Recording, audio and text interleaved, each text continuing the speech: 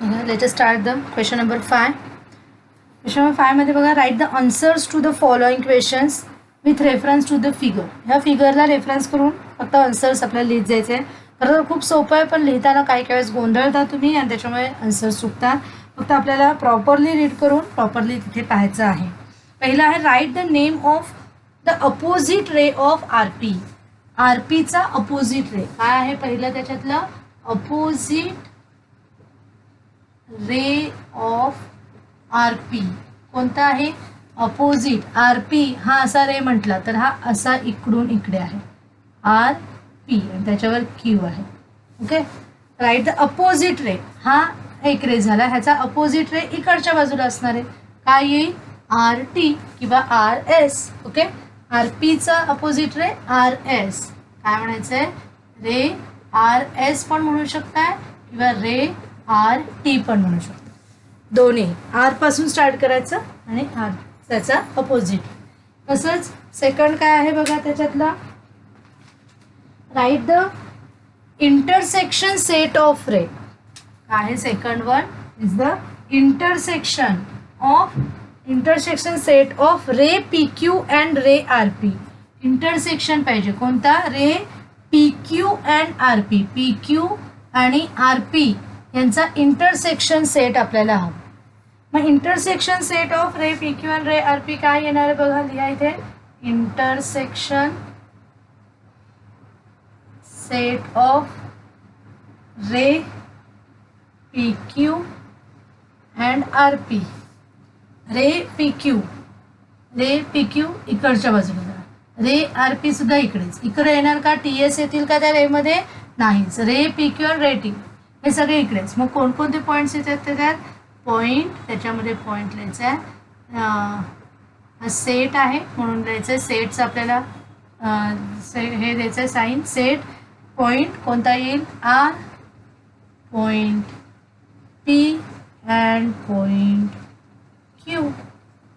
ह्या दोघांचा intersection set आपल्याला बघायचा. मग intersection set of ray R P and P Q. R P हा असा रे आहे, हा आर पी रे आपण काढून घेऊ पाहिजे तर आर आणि पी, आणि ह्याच आर पीवर कोण आहे? क्यू पण आहे.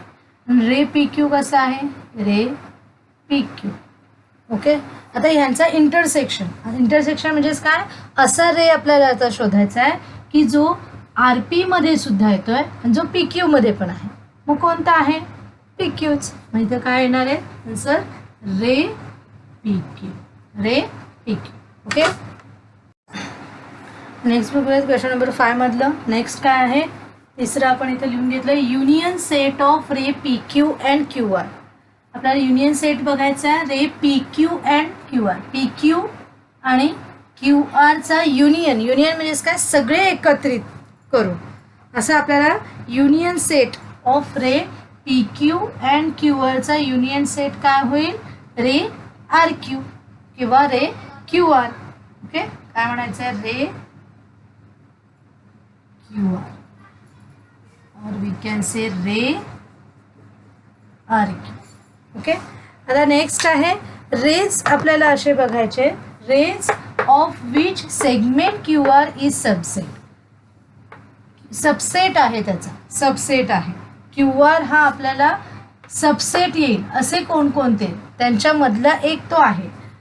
असे रेजची नावं आपल्याला लिहायची.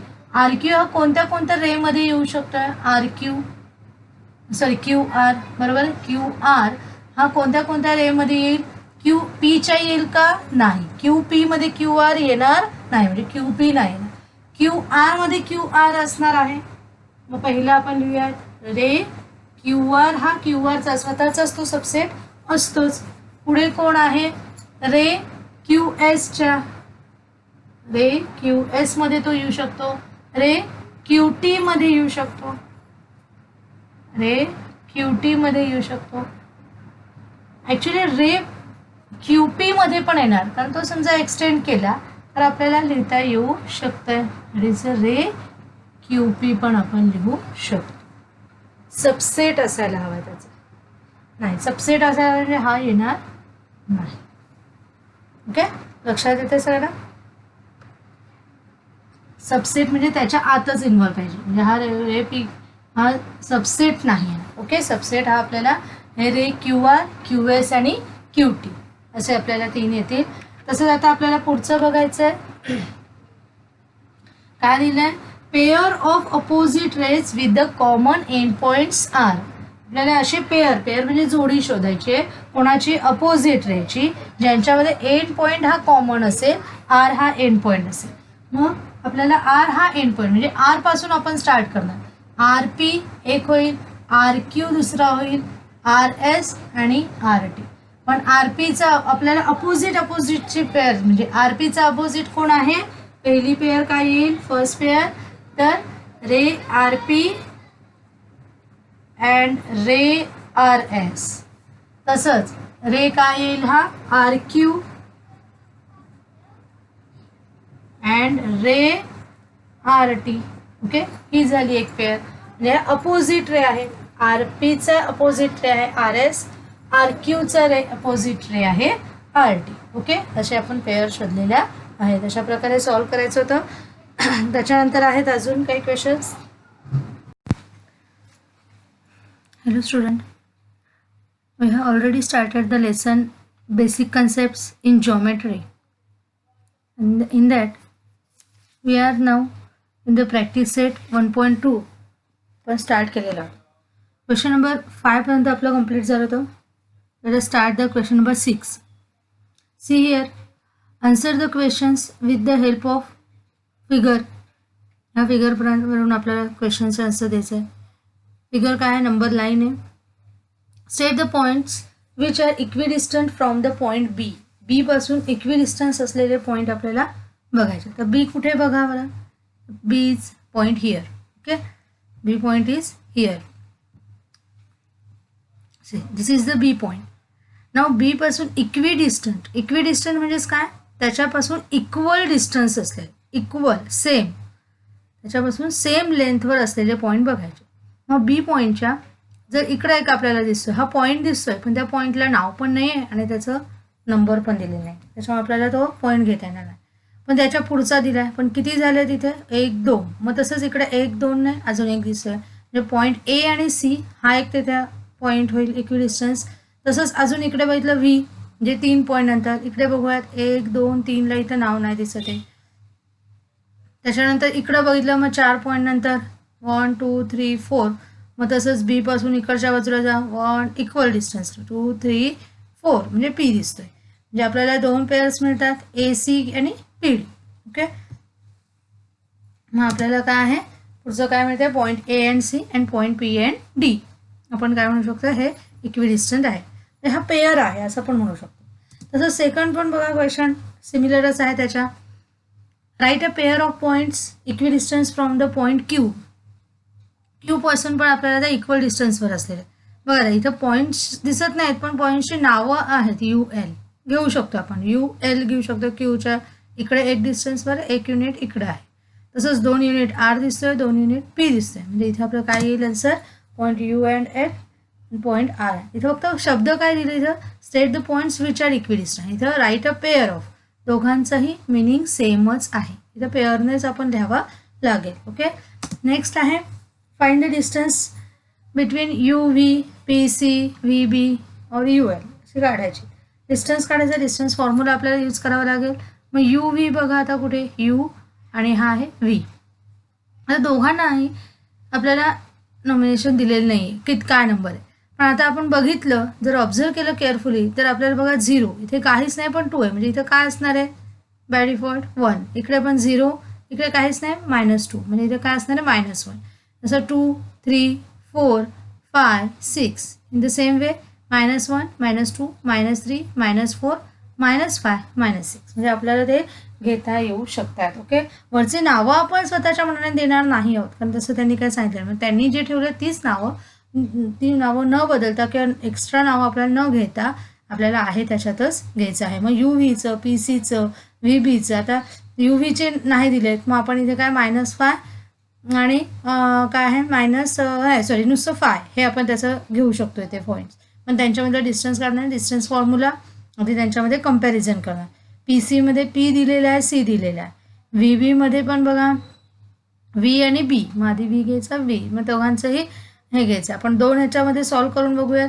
यू एल, यू आणि एलचे पण इथं काय येईल, -5 इकडे -3, हे तुम्ही करायचं आहे. पण आपण दोन ह्याच्यातले करून बघूया. तर पहिलं आहे distance between you and V. मग आपल्याला कोऑर्डिनेट लिहिता येईल. यूचे -5, व्हीचा 5 आहे. दोघांमध्ये कंपॅरिझन आलं, 5 इज ग्रेटर दॅन -5. मग 5 आधी घ्यायचा आहे, मायनस ऑफ -5. मग आपल्याला काय येईल, 5 + 5 is becomes 10. Okay, 10 is the distance between the point U and point V. पण अजून एक बघूयात. पी सी मधलं पीचे कोऑर्डिनेट आहे -2, सीचे 4, 4 is greater than -2. Then we get 4 minus of -2, that is 4 + 2, 6. That is the distance between P and C is 6. अशाच प्रकारे राहिलेले दोन तुम्हाला प्रॅक्टिसला म्हणून करायचे आहेत. आता आपण डायरेक्टली नेक्स्ट कन्सेप्ट आपण स्टार्ट करतोय, कंडिशनल स्टेटमेंट्स अँड कॉन्व्हर्स. आता कंडिशनल स्टेटमेंट्स म्हणजेच काय आहे, तर कंडिशन, जिथे कंडिशन आपल्याला दिसणार आहे, काहीतरी आपण अट घालतो ना, तसं अट, काहीतरी अट घातलं. इफ देन, अगदी सोपं आपण म्हणालं, the statements which can be written in the if then form are called as the conditional statements. If then तुम्ही बघा इंग्लिश सब्जेक्टमध्ये सुद्धा ग्रामरमध्ये यूज केलेलं आहे इफ देन स्टेटमेंट्स. तसंच इथे सुद्धा आहे ना कंडिशनल स्टेटमेंट. म्हणजे इथं the part of the following statement following the if. आता इथं मॅथ्समध्ये इफ पासून जो फॉलो होणार, if the clouds are there then the rain will form, असं आपण म्हणतो. If the clouds are there, मग हा जो आहे, जो इफ नंतरला लागून आलेला जो पार्ट आहे, तो इथे आपण हे मी जनरल एक्झाम्पल घेतलं आहे. तसंच मॅथ्समध्ये त्याला अँटीसेडंट असं म्हटलं जातं. The part following the then, मग देनला लागून आलेलं जे काही स्टेटमेंट असणार आहे त्याला काय म्हणणार, कॉन्सिक्वेंट. म्हणजे त्याच्यावर ते डिपेंड्स आहे. जर हे झालं तर हे होईल, जर असं झालं तर तसं होईल. ओके, हे जे काय आहे ते असे आपल्याला स्टेटमेंट्स मॅथ्समध्ये पण बघायचे आणि मॅथ्समध्ये आपल्याला त्याचं ॲप्लिकेशनसुद्धा बघायचे. आणि मग हे ॲप्लिकेशन बघत असतानाच त्याचप्रमाणे आपल्याला कॉन्व्हर्सबद्दल, म्हणजे इफ आणि देनला उलट केलं तर त्याचा कॉन्व्हर्स होईल.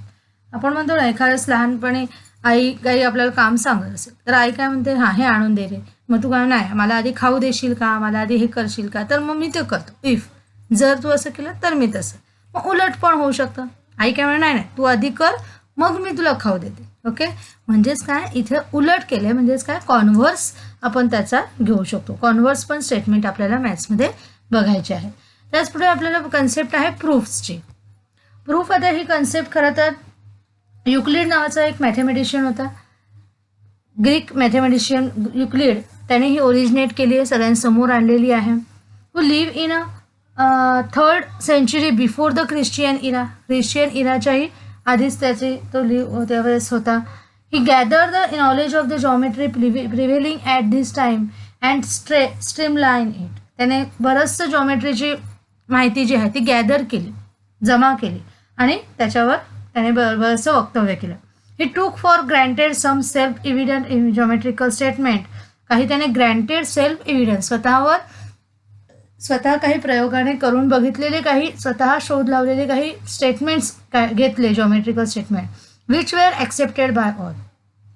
ते बऱ्याच जणांनी त्याला ॲक्सेप्ट पण केलं आणि त्याला त्याने त्यावेळेस नाव काय दिलं, तर पॉस्च्युलेट्स दिलं. त्याला आपण मराठीत म्हणू शकतो गृहीतक. गृहीत केलं, गृहीत धरलं, अज्युम केलं, गृहीतके अशी काही मांडले. He show that on the basis of the postulates some more properties can be proved logically. ह्याच पॉस्च्युलेटच्या बेसिसवर आपण बऱ्याचशा प्रॉपर्टीज काय आहे लॉजिकली प्रूव्ह करत असतो. तर लॉजिक, खरंच आपल्याला लॉजिक हे काय आहे आपल्याला अनायसे जमलं पाहिजे.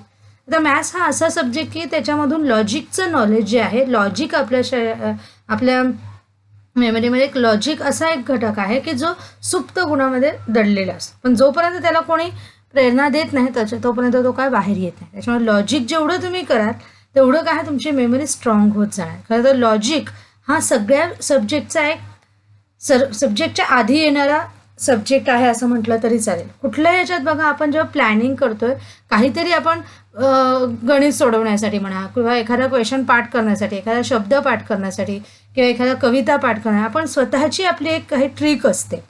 त्या ट्रिकने आपण केलं की आपल्याला ते इझिली जमतं. सगळ्यांची ट्रिक सेमच असते का? तर नाही, वेगवेगळी असते. म्हणजे काय, प्रत्येकाचं लॉजिक वेगवेगळं असतं आणि त्या लॉजिकने केलं की तुम्हाला ते सोपं जातं आणि तुम्ही ते इझिली करू शकता. किंवा ती काही वेळेस ती लॉजिक आपल्याला क्रिएट करण्यासाठी कोणीतरी सांगणं आवश्यक असतं, तेव्हा आपण ते फॉलो करत असतो. ओके, मग तसेच लॉजिक्सवर आधारित आपल्याला काही थेरम्स बघायचं. Property is suppose to be true, it can be proved logically, it is then called as the theorem. आणि अशी प्रॉपर्टी की जी सपोज टू बी ट्रू होणार आहे, खरी ठरणार आहे, if it can be prove logically, जर ती लॉजिकली प्रूव्ह केली तर ती ट्रू होऊ शकते आणि अशाला काय म्हणतात, थेरम असं म्हणतात. The logical argument made to prove a theorem. आणि जे लॉजिकल आर्ग्युमेंट तुम्ही तिथे समोर मांडणार आहात की जे थेरमला प्रूव्ह करणार आहात त्याला काय म्हणतात, प्रूफ असं म्हणतात. प्रूफ, गवाह, सबूत असं आपण जे शब्द वापरतो जेव्हा अदालतमध्ये, कोर्टामध्ये काही गोष्टी सादर करण्यासाठी किंवा साबित करण्यासाठी आपण काय म्हणू शकतो, आपल्याला तिथे काही ना काहीतरी प्रूफ द्यावं लागतं, गवाह द्यावं लागतं, सबूत द्यावं लागतं, त्याला इथे आपण म्हणू शकतो हे लॉजिकल स्टेटमेंट्स इथे आपल्याला घ्यावे लागतात. आणि मग ह्याच प्रूफच्या द्वारे जे काही प्रूफ होणार आहे, जे स्टेटमेंट प्रूफ होणार आहे, जी प्रॉपर्टी प्रूफ होणार आहे, त्या प्रॉपर्टीला काय म्हटलं जातं, थेरम असं म्हटलं जातं. When we are going to prove that a conditional statement is true, its antecedent is called the given part and the consequent is called the part to be proved. आता हे काय आहे, अँटीसिडेंट, कॉन्सिक्वेंट काय आपण म्हटलं होतं मगाशी याच्यात, इफ देन मध्ये इफचा जो फॉलो केलेला पार्ट आहे तो अँटीसिडेंट आहे आणि त्याच अँटीसिडेंटला आता आपण काय म्हणणार आहोत, गिव्हन पार्ट. म्हणजे इफ पासून स्टार्ट झालेला पार्ट जे स्टेटमेंट असणार आहे त्याला अँटीसिडेंट, आणि त्या अँटीसिडेंटला म्हणजे गिव्हन आपल्याला दिलेली इन्फॉर्मेशन, आपल्याला हे माहिती आहे असं. अँड द कॉन्सिक्वेंट म्हणजेच काय, देन नंतरचा फॉलो केलेला पार्ट जो असणार आहे, देन नंतरचं लागून आलेलं जे स्टेटमेंट असणार आहे, the part to be prove, जे आपल्याला प्रूव्ह करायचं आहे. म्हणजे गिव्हन थोडासा डाटा दिला तेवढ्यावरनं तुम्हाला ते प्रूव्ह करण्याचा जो काही स्टेटमेंट आहे ते आपल्याला कॉन्सिक्वेंट. आणि ह्या दोघांचंही अटॅच होऊन येणारं म्हणजे काय, थेरम आहे. There are two types of proof, direct proof and indirect proof. काही डायरेक्ट प्रूफ, इनडायरेक्ट प्रूफ. आपण एखादी गोष्ट डायरेक्टली सांगतो, एखादी गोष्ट इनडायरेक्टली सांगतो. म्हणजेच काय आहे, सरळ सरळ बोलणं, आणि इनडायरेक्ट म्हणजे काय, घुमवून फिरवून बोलणं. घुमवून फिरवून एखादी गोष्ट ती समोरच्याला समोरच्याला कोड्यात पाडणं असं आपण म्हणू शकतो. मग इथे अजून एक तुम्हाला डायरेक्ट आणि इनडायरेक्टचं अजून एक सोपं तुम्हाला सांगते. जसं दोन सख्खे भाऊ आहेत, ओके, दोन सख्खे भाऊ आहेत, आपण सांगतो हां हे दोन सख्खे भाऊ आहेत, हे डायरेक्ट सांगतो. पण एखाद्याला ते प्रूव्ह करायचं आहे, एखाद्याला ते प्रूव्ह करायचं आहे, पण कशाने, डायरेक्ट प्रूफ नाही करायचं तर डायरेक्टली आपण सांगा, पण इनडायरेक्टली तुम्हाला सांगायचं आहे की ते सख्खे भाऊ आहेत म्हणून. मग इनडायरेक्ट प्रूफमध्ये काय असतं, मॅथ्समध्ये आपण जेव्हा इनडायरेक्ट प्रूफ करत असतो तेव्हा सुरुवातीला जे प्रूव्ह करायचं असतं, म्हणजे जे कॉन्सिक्वेंट भाग जो असतो, जो पार्ट प्रूव्ह करायचा असतो तो काय आहे, थोड्या वेळासाठी अज्युम करून काय अज्युम करायचा असतो की तो फॉल्स आहे, तो खोटा आहे, तो चुकीचा आहे असा अज्युम करायचा असतो. आणि मग त्याच्या गिव्हन पार्टच्या साहाय्याने तो पुन्हा ट्रू करून दाखवायचा असतो.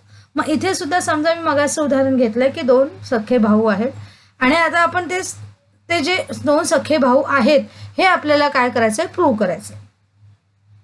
ओके, आणि त्यांच्या आई वडिलांची जी नावं आहेत ती आपल्याला गिव्हन पार्ट आहे. मग काय आहे, दोन सख्खे भाऊ, आपण आधी सुरुवातीलाच काय म्हणणार इनडायरेक्ट प्रूफमध्ये की ते दोन सख्खे भाऊ नाहीत. मग ठीक आहे, आता आपल्याला गिव्हन पार्टमध्ये दिले त्यांच्या आई वडिलांची नावं, हे पहिलं आपण अज्युम केलं की ते नाही आहेत म्हणून. मग पुढे आपण हां ठीक आहे, मग एका ए आणि बी नावाचे भाऊ आहेत. एच्या आई वडिलांचं नाव काय, हे बीच्या आई वडिलांचं नाव काय, दिलेलं जे काय असेल ते XYZ. ओके, मध्ये XYZ काय सेमच आहे, सेमच व्यक्ती आहे, दुसरे वेगळे कोणी नाही, एकच आहे. मग काय झालं, हे दोघं सख्खे भाऊ झालेच. असं इतकं इंटरेस्टिंग आपल्याला ते सोडवायचं आहे. थोडंसं इनडायरेक्ट प्रूफ करताना आता मी हे जेवढं इझिली सांगितलं ते आपल्याला जनरल स्टेटमेंटमध्ये इझिली जातं, तसंच आपल्याला इझी करायचं आहे मॅथेमॅटिक्सच्या सेंटेन्समध्ये पण. त्यासाठी तुम्हाला बऱ्याचशा प्रॉपर्टीज, त्याचे वेगवेगळे थेरम्स असे माहिती असणं आवश्यक आहे. ते आपल्याला आता एक एक करून बघायचं आहे. ओके, मग आपण प्रॅक्टिस सेट 1.3 बघूयात. आधी आता आपल्याला सुरुवातीच्या तरी 1.3 मध्ये थेरम प्रूव्ह करायला नाही आहे, फक्त आपल्याला कंडिशनल स्टेटमेंट्स जे आहेत ते आपल्याला बनवण्यासाठी किंवा क्रिएट करण्यासाठी आपल्याला प्रॅक्टिस म्हणून दिले. पहिलाच क्वेश्चन बघायला गेलो तर write the following statements in if then form. If then form साधे सिम्पल स्टेटमेंट दिलेत, त्यात तुम्हाला इफ देन म्हणजे जस्ट तुम्ही म्हणाल हा ग्रॅमॅटिकल इंग्लिशचा भाग आहे तरी चालेल. ग्रामर मध्ये जसं एखादं सिम्पल स्टेटमेंट दिलेलं असतं ते तुम्हाला इफ देनच्या फॉर्ममध्ये कन्व्हर्ट करायचं असतं. जसं पहिलं इथे दिले the opposite angles of a parallelogram are congruent. Okay, पॅरलेलोग्रॅमचे अपोजिट अँगल्स काय आहेत, कॉन्ग्रुएंट असतात. हे आता इफ देन मध्ये करायचं. मग काय होणार आहे, जर पॅरलेलोग्रॅम म्हणजे हे कोणत्या टाईपचा आहे हा फिगर, जॉमेट्रिकल फिगर, तर क्वाड्रिलॅटरल. काय आहे, 4 साइड्स असलेला चौकोन क्वाड्रिलॅटरल आहे. ओके, म्हणजेच तो क्वाड्रिलॅटरल जर पॅरलेलोग्रॅम असेल तर त्याचे अपोजिट अँगल्स काय असणार आहे, कॉन्ग्रुएंट असणार आहे. मग काय म्हणणार आपण, स्टेटमेंट काय होईल, if the quadrilateral is parallelogram then opposite angles of that quadrilateral are congruent. बघा, इफ पण आलेलं आहे, देन पण आलेलं आहे. ओके, नेक्स्ट बघूयात, अतिशय सोपं आहे बघा. नेक्स्ट आहे the diagonals of the rectangle are congruent. आता इथे पण रेक्टँगल म्हणजे 4 साइड्सचा आला. 4 साइड्स म्हणजे त्याला काय म्हणू शकतो आपण, सिंपल पहिले काय आहे तो चौकोन म्हणजेच काय क्वाड्रिलॅटरल आहे. इथे पण काय होईल, मगाशी काय होता पॅरलेलोग्रॅम आणि त्याचे अपोजिट अँगल्स, मग इथं काय रेक्टँगल आणि त्याचा डायगोनल. मग काय येईल, if the quadrilateral is a rectangle then the diagonals of the quadrilateral are congruent. अतिशय सोपे बघा. नेक्स्ट आहे in an isosceles triangle the segment joining the vertex and the mid point of the base is perpendicular to base. बघा, नीट ऐकायचं आहे. Isosceles आता triangle आहे, 4 साइडचा नाही, ट्रायंगल आहे. मग ट्रायंगल हा आयसोसेलेस ट्रायंगल असेल तर काय आहे, the segment joining the vertex and the mid point of the base is perpendicular to base. तर हा एवढा मोठा आहे म्हणून काय घाबरायची गरज, फक्त ट्रायंगल कोणत्या टाईपचा आहे, आयसोसेलेस. मग इथं काय येणार statement, if the triangle is isosceles triangle then the segment joining the vertex and the midpoint of the base is perpendicular to the base. Okay, अशा प्रकारे आपल्याला क्वेश्चन नंबर फर्स्ट हा सोडवायचा होता. आता क्वेश्चन नंबर सेकंड काय आहे, तर write the converses of the following. आता उलट लिहायचं आहे. ओके, नेक्स्ट आपण क्वेश्चन बघूया. Question number 2, write the converses of the following statement. आता कॉन्व्हर्स बघायचे. इफ देन हे काय स्ट्रेट स्टेटमेंट झालं, एक स्ट्रेट, त्याच्या उलट आपल्याला करायचं. ते दिलेलं जे असेल ते कदाचित इफ देनमध्ये असेल किंवा नसेल तरी पण आपल्याला त्याच्या कॉन्व्हर्स लिहायचं आहे. जसं मी मगाशीच तुम्हाला कॉन्व्हर्स कन्सेप्ट सांगताना तुम्हाला उदाहरण दिलं होतं की जसं अगदी तुम्ही लहानपणी असताना काय आईने काय आहे तुम्हाला सांगितलं, अट घातली की काय तू माझं छोटंसं नाही, तुम्ही काय म्हणता, नाही मला आधी खाऊला पैसे दे आणि मग मी तुझं काम करेन. ओके, पण आई म्हणते नाही, आई कॉन्व्हर्सली बोलते काय, नाही आधी माझं तू काम कर मग मी तुला पैसे. हे जे आहे त्याला काय म्हणायचं, कॉन्व्हर्स. आता बघूया त्याच्यातलं पहिलं एक्झाम्पल.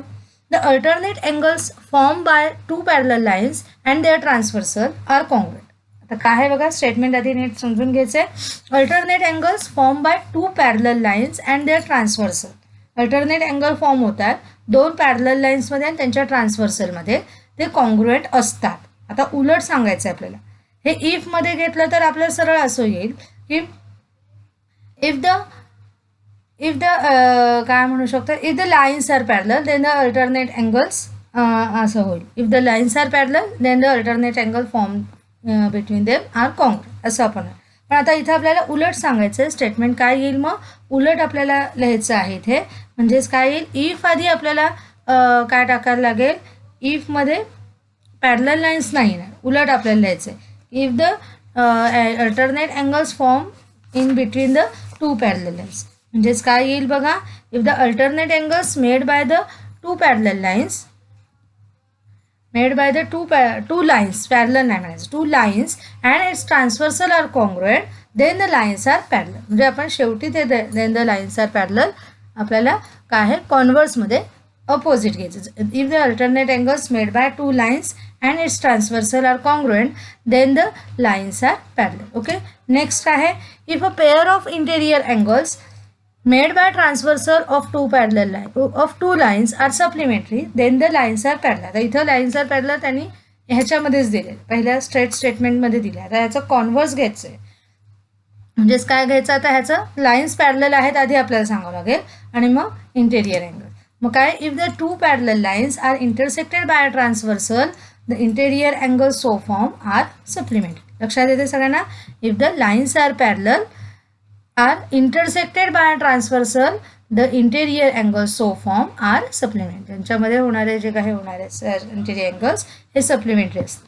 नेक्स्ट काय आहे, the diagonals of rectangle are congruent. याचं इफ देन काय होईल, आधी इफ देन बनवायचं आणि मग ते कॉन्व्हर्स करायचं पाहिजे. तर इफ देन काय होईल, इफ दर आपण मगासारखं if the quadrilateral is a rectangle then diagonals are congruent. आपलं इफ देनच्या पहिल्या क्वेश्चनमध्ये हे झालेलं आहे. आता आपल्याला ह्याचं कॉन्व्हर्स घ्यायचं आहे. मग कॉन्व्हर्स काय येईल, if the diagonals of quadrilateral are congruent then the quadrilateral is a rectangle. Okay, if the diagonals of a quadrilateral are congruent then that quadrilateral is a rectangle. अशा प्रकारे आपल्याला हे सॉल्व करायचं होतं.